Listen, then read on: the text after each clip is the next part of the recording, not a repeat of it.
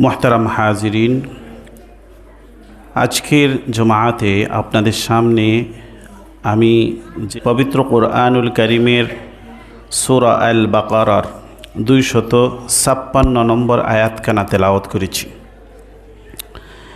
এই আয়াতের আলোকেই আজকে আমরা আলোচনা করব ইনশাআল্লাহ তাআলা। আজকে 2025 ইংরেজি সনের ডিসেম্বর মাসের 5 তারিখ।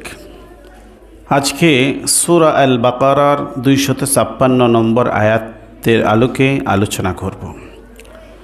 এর আগের আয়াত 255 নম্বর আয়াতটি আমাদের সবার কাছে পরিচিত। আগের আয়াতটি হচ্ছে আয়াতুল কুরসি। আল্লাহু লা ইলাহা ইল্লা হুয়াল হাইয়ুল কাইয়্যুম। এই আয়াতটি হচ্ছে আয়াতুল কুরসি। আয়াতুল কুরসি আমাদের সবার কাছে পরিচিত। আর আয়াতুল কুরসির পরে যে আয়াতটা লা ইকরাহা ফিদ্দীন ক্বাদ তাবায়্যানার রুশদু মিনাল গায়্যি, এই আয়াতখানা আপনাদের সামনে আমি পেশ করেছি। এই দুটি আয়াতের পারস্পরিক সম্পর্ক হচ্ছে, আগের আয়াতে আল্লাহর পরিচয় আল্লাহ পেশ করেছেন, আল্লাহর জাত এবং সিফাতের আলোচনা, তাওহীদের আলোচনা, তার কুদরতের আলোচনা আয়াতুল কুরসির মাঝে রয়েছে। এরপরে আল্লাহ আমাদের কাছ থেকে আরেকটি স্বীকারোক্তি নিচ্ছেন। যেখানে আমরা আল্লাহর তাওহীদের স্বীকারোক্তি করলাম, সেখানে আমরা আরেকটি স্বীকারোক্তি দিচ্ছি। সেটা হচ্ছে যে আল্লাহকে বাদ দিয়ে যাদেরকে ইবাদত করা হয়, তাগুত, তাদেরকে আমরা অস্বীকার করলাম। সেই অস্বীকার করার অঙ্গীকার নামা আল্লাহ আমাদের কাছে চাচ্ছেন। যদি আমরা তাগুতকে অস্বীকার করতে পারি, তাহলে আমরা প্রকৃত মুমিন হতে পারব।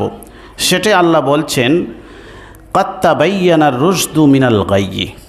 আল্লাহ বলছেন যে অবশ্যই হেদায়েত এবং বিভ্রান্তি, হেদায়েত এবং গুমরাহি, সৎপথ এবং অসৎপথ, এটা পরিষ্কার হয়ে গেছে।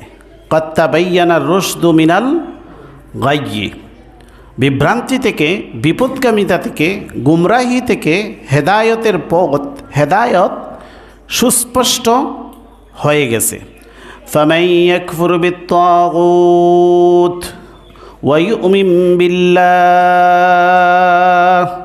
যে ব্যক্তি তাগুতকে অস্বীকার করে আর আল্লাহর প্রতি বিশ্বাস স্থাপন করে, ফাকাদ ইসতামসাকা বিল উরওয়াতিল ওয়াসকা, তাহলে সেই ব্যক্তি সুদৃঢ় একটি হাতলকে ধরল। লা ইনফিসামা লাহা, যে হাতলটি কখনো ভেঙে যাবে না, যে হাতলটি কখনো ভেঙে যাবে না, ছিন্ন হয়ে যাবে না, এটা এত শক্তিশালী একটি হাতলে সে ধরল। ওয়াল্লাহু সামিউন আলিম, আল্লাহ হচ্ছেন সর্বশ্রোতা, আল্লাহ সব কিছু শুনেন। আলিম, আর আল্লাহ হচ্ছেন আলিম, সব বিষয়ে তিনি জ্ঞানী। এরপরে আল্লাহ এবং তাগুত, অর্থাৎ আমরা আল্লাহকে বিশ্বাস করি, আল্লাহর প্রতি আমরা সুদৃঢ়ভাবে আল্লাহকে আমরা গ্রহণ করি। আল্লাহর বিপরীতে তাগুতকে যে আমরা অস্বীকার করব, কেন আমরা অস্বীকার করা আমাদের জন্য জরুরি, সেটা আল্লাহ ব্যাখ্যা করছেন। আল্লাহু ওয়ালিয়ুল্লাযীনা আমানু ইউখরিজুহুম মিনাজ যুলুমাতি ইলান নূর। আল্লাহ হচ্ছেন ওলি, অভিভাবক কাদের জন্য? আল্লাযীনা আমানু, যারা ঈমান এনেছে। ঈমানদারদের অভিভাবক ওলি হচ্ছেন আল্লাহ। ইউখরিজুহুম মিনাজ যুলুমাতি ইলান নূর, তিনি তাদেরকে অন্ধকার থেকে আলোর দিকে নিয়ে আসেন। ওয়াল্লাযীনা কাফারু আউলিয়াউহুমুত তাগুত, আর যারা কুফরি করেছে, অস্বীকার করেছে, তাদের আউলিয়াউহুমুত তাগুত, তাদের অভিভাবক হচ্ছে তাগুত। তাগুতের কাজ কি? ইউখরিজুনাহুম মিনান নূরি ইলাজ যুলুমাত, তাগুতের কাজ হচ্ছে সে তার অনুসারীদেরকে নূর থেকে, আলো থেকে অন্ধকারের দিকে নিয়ে যায়। উলাইকা আসহাবুন নার, এরাই হচ্ছে আসহাবুন নার, এরাই হচ্ছে জাহান্নামের অধিবাসী। হুম ফিহা খালিদুন, তারা সেখানে চিরকাল থাকবে। তো দুটি আয়াতের অনুবাদ আমরা জানলাম। এখন আমাদের জানার বিষয় হচ্ছে যে আল্লাহর পরিচয় তো আমরা আগে পেয়েছি আয়াতুল কুরসির মধ্যে। আয়াতুল কুরসির মধ্যে আমরা আল্লাহর পরিচয় পেয়েছি। এখন এর বিপরীত যে শব্দটি আল্লাহ বলছেন তাগুত, তাগুতকে আমরা পরিহার করব। এই তাগুতের পরিচয় আমাদের জানা জরুরি। তাগুতের পরিচয় সম্পর্কে মুফাসসিরগণ দীর্ঘ ব্যাখ্যা করেছেন। সংক্ষিপ্ত আকারে যদি আমরা জেনে নিতে পারি, সেটা হচ্ছে যে মা ইয়াবুদু মিন দুনিল্লাহি ফাহুয়া তাগুত, আল্লাহকে বাদ দিয়ে যা কিছুকে ইবাদত করা হয়, যা কিছুকে ইবাদত করা হয় আল্লাহকে বাদ দিয়ে, সবই কি তাগুত। এটা মূর্তি হতে পারে, দেবদেবী হতে পারে, অথবা মানুষও হতে পারে, শয়তান হতে পারে, সবগুলোই হচ্ছে তাগুত।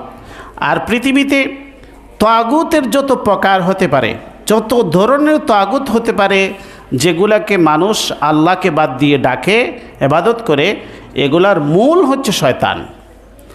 রাসুত তাগুত, তাগুতের মূল চালিকা শক্তি, মুরব্বী হচ্ছে কি শয়তান। তাহলে আল্লাহকে বাদ দিয়ে যা কিছুকে ইবাদত করা হয়, যা কিছুকে ডাকা হয়, যা কিছুকে আল্লাহর সাথে শিরিক করা হয়, সবই কি তাগুত। আর তাগুতের আরেকটি ব্যাখ্যা তাফসীরের কিতাবে লেখা হয়েছে, কুল্লু মা তাজাওয়াজা বিহিল আবদু হাদ্দাহু মিন মাবুদিন আও মাতবুইন আও মুতাইন। প্রত্যেক এমন বস্তু যা তার আবদিয়তের সীমানা লঙ্ঘন করে, প্রত্যেক এমন বস্তু যা তার আব্দ হওয়া, সৃষ্টি বস্তু হওয়ার যে একটি সীমানা আছে, এই সীমানা যদি সে লঙ্ঘন করে, মিন মাবুদিন, তাকে যদি ইবাদত করা হয়, আও মাতবুইন, অনুসরণ করার ক্ষেত্রে, আও মুতাইন, মান্য করার ক্ষেত্রে। তাহলে এখানে আমরা তিনটে বস্তু বুঝলাম যে যদি একটি সৃষ্টি বস্তু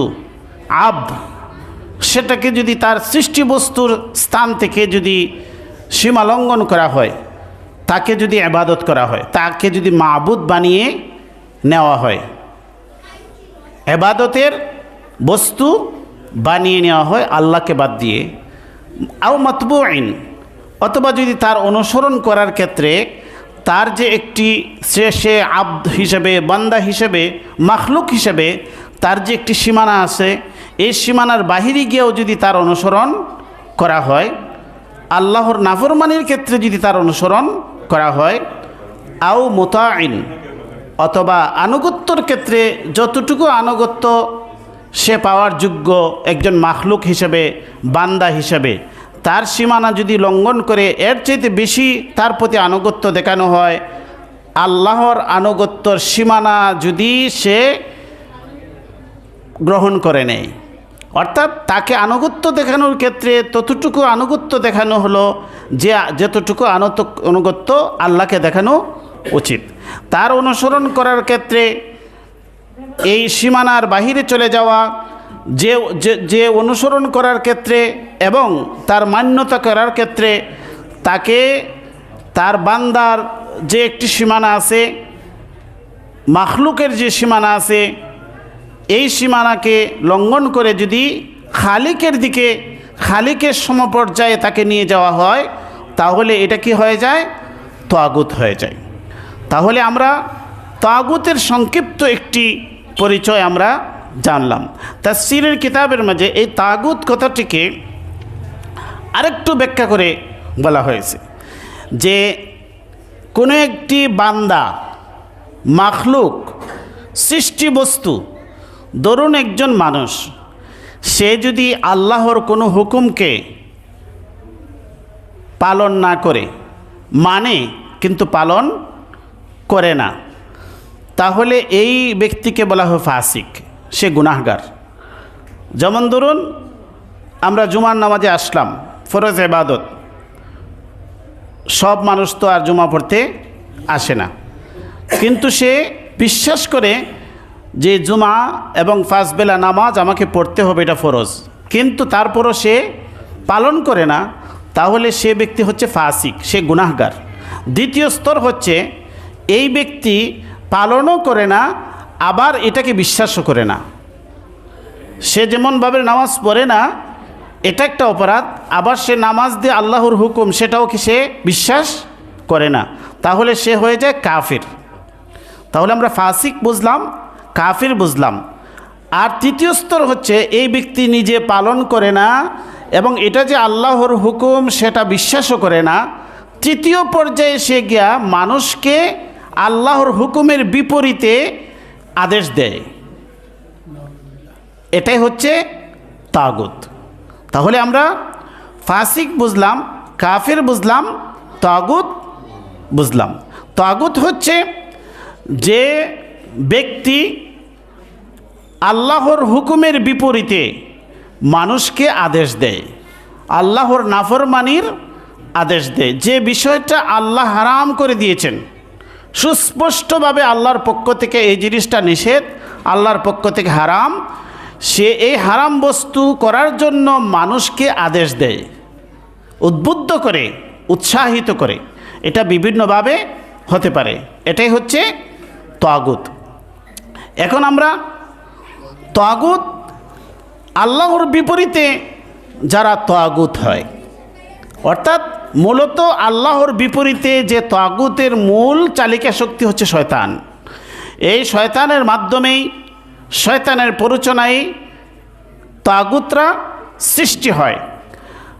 আল্লাহ বলছেন, আল্লাহু ওয়ালিয়ুল্লাযীনা আমানু ইউখরিজুহুম মিনাজ-যুলুমাতি ইলান-নূর ওয়াল্লাযীনা কাফারু আউলিয়াউহুমুত তাগুতু ইউখরিজুনাহুম মিনান-নূরি ইলাজ-যুলুমাত। আল্লাহকে যারা বিশ্বাস করে, আল্লাহ হচ্ছেন তাদের ওলি, অভিভাবক। আল্লাহ তাদেরকে এমন পথে পরিচালিত করেন যে ইউখরিজুনাহুম মিনাজ-যুলুমাতি ইলান-নূর, অন্ধকার থেকে মানুষকে আলোর পথ দেখান। আল্লাহকে যারা মানে তারা অন্ধকার থেকে বের হয়ে আলোর পথে চলে আসে।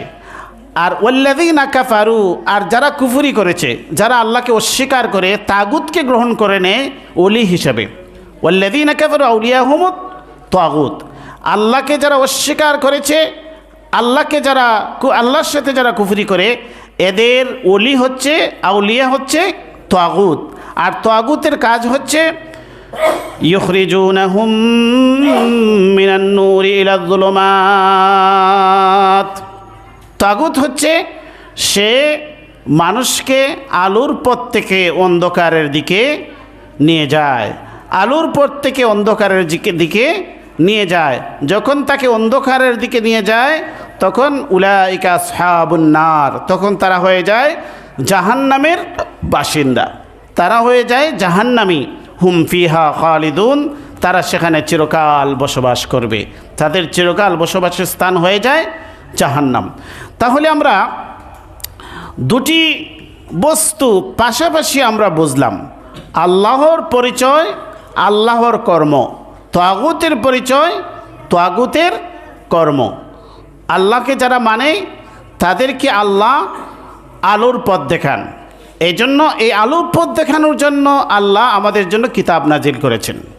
কিতাবুন আনজালনাহু ইলাইকা লিতুখরিজান নাসা মিনাজ-যুলুমাতি ইলান-নূর। আল্লাহ সূরা ইব্রাহিমের শুরুর দিকে বলে দিয়েছেন, হে নবী, আমি আপনার প্রতি কিতাব নাজিল করেছি। কেন? লিতুখরিজান নাসা মিনাজ-যুলুমাতি ইলান-নূর, আপনার প্রতি আমি কিতাব নাজিল করেছি যাতে করে আপনি লোকজনকে অন্ধকার থেকে আলোর দিকে নিয়ে আসেন। কিতাবের মাধ্যমে মানুষ আলোর দিশা পায়। কারণ হচ্ছে যেই যুগে এই কিতাব নাজিল হয়েছে সেই যুগটা ছিল আইয়ামে জাহিলিয়াত, অন্ধকারের যুগ। আচ্ছা, অন্ধকারের যুগ বলতে কি বোঝায়? সেই সময় কি সূর্য উদিত হতো না? সেই যুগে কি সূর্য উদিত হতো না, দিন হতো না? সেই যুগে কি আলো ছিল না, নাকি অন্ধকারের ছিল, সূর্যের কোনো দেখা মিলত না? বিষয়টা হচ্ছে সেই যুগেও সূর্য উদিত হতো। এখন যেরকম সূর্য উদয় হয় সেই সময়ে সূর্য উদয় হতো। বাহ্যিক আলো ছিল, কিন্তু মানুষের অন্ধকার, মানুষের অন্তর ছিল অন্ধকার। মানুষের অন্তরে ছিল শিরক এবং কুফর, কুসংস্কার, এবং তারা আল্লাহকে বাদ দিয়ে তাগুতের ইবাদত করত। কুল্লু কওমিন ইনদাহুম তাগুতুহুম, প্রত্যেকটা সম্প্রদায়ের আলাদা আলাদা তাগুত ছিল। কারো কাছে ছিল লাত, কারো কাছে ছিল উজ্জা, কারো কাছে ছিল মানাত, কারো কারো ছিল এসাফ, কারো কাছে ছিল নায়েলা। এভাবে অসংখ্য অগণিত তাগুতের তারা পূজা করত, তাগুতের ইবাদত করত, তাগুতের আনুগত্য করত। নিজেদেরকে গিয়ে তাগুতের সামনে, দেবদেবীর সামনে নিজেদেরকে সমর্পণ করত। স্রষ্টাকে বলে গিয়ে, আল্লাহকে বলে গিয়ে তারা তাগুতের ইবাদতে লিপ্ত ছিল। এটাই ছিল সেই যুগের অন্ধকার। আর সেই অন্ধকার থেকে বের করে আলোর পথে নিয়ে আসার জন্য, আল্লাহর পরিচয় মানুষকে দেওয়ার জন্য আল্লাহ কিতাব নাজিল করেছেন। কিতাবুন আনজালনাহু ইলাইকা লিতুখরিজান নাসা মিনাজ যুলুমাতি ইলান নূর। আল্লাহ বলে দিয়েছেন, হে নবী, আপনার প্রতি আমি কিতাব নাজিল করেছি যাতে করে আপনি মানুষদেরকে অন্ধকার থেকে আলোর দিকে নিয়ে আসেন।